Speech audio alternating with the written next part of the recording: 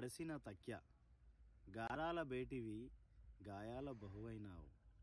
మా బాప్ మే నీ కాళ్ళకు గజ్జల సప్పుడు, ససురాల్ మే నీ కాళ్ళకు పగుళ్ళు. బాల్యంలోనే బహువై బాధ్యతల బరువెత్తుకున్నావు. అమ్మాయి అనుకునే లోపే అమ్మీజానైనావు. పనిలేక ఖాళీగా తిరుగుతున్న అబ్బాను చూసి మీ బాయిలు చుడాయించినా భరించావు. పనిలేక ఖాళీగా తిరుగుతున్న అబ్బాను చూసి మీ బాయిలు చుడాయించినా భరించినావు. అబ్బా ఇజ్జత్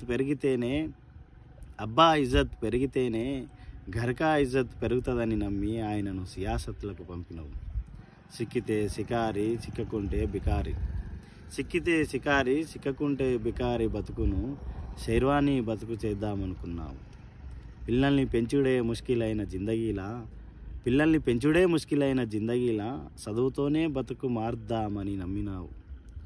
ఖానేకే లియే ఖానా లేకున్నా ఖర్జా కరకే మరి పిల్లల్ని చదివించినావు. ఘర్మే బియ్యం లేకున్నా జేబ్ మే పైసే లేకున్నా అబ్బాకు జనాలు కొట్టే సలాంలతో కడుపు నింపుకున్నావు.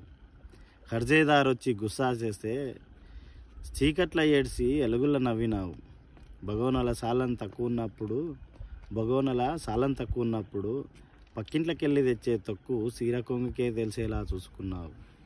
పెద్దరంగి కాలరుకు పట్టిన మైలను పోగొట్టనికే రోజుకో గాజు పగలగొట్టుకున్నావు. 5వ తరగతి చదివే బిడ్డతో అబ్బా గురించి వచ్చే కబర్ చదివించుకుని ఖుషి అయినావు. సియాసత్లో తిరిగే అబ్బాకు పిల్లల మీద ఫికర్ లేకున్నా అమ్మీ అబ్బా నువ్వే అయి పడాయి చెప్పించినావు. ఇంటి మిద్దకు ఉన్న దూలం లెక్క ఇంటికి ఆసరా అయినావు.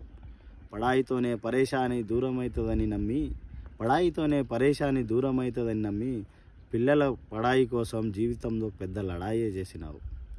అమ్మీ జీవితం పొద్దుగాల నిద్ర లేవంగానే తడిసి ఉన్న మెత్తను చూసే సమజైపోతుంది. ఒక్కో కన్నీటి సుక్కను ఒక్కో అక్షరంలా మలిసి గోరుముద్దలా తినిపించినావు. ఆ తడిసిన తక్య ఈ సమాజానికి ఓ డాక్టరు, లాయరు, జర్నలిస్టులను అందించింది. ఖాజా ఆఫ్రిది.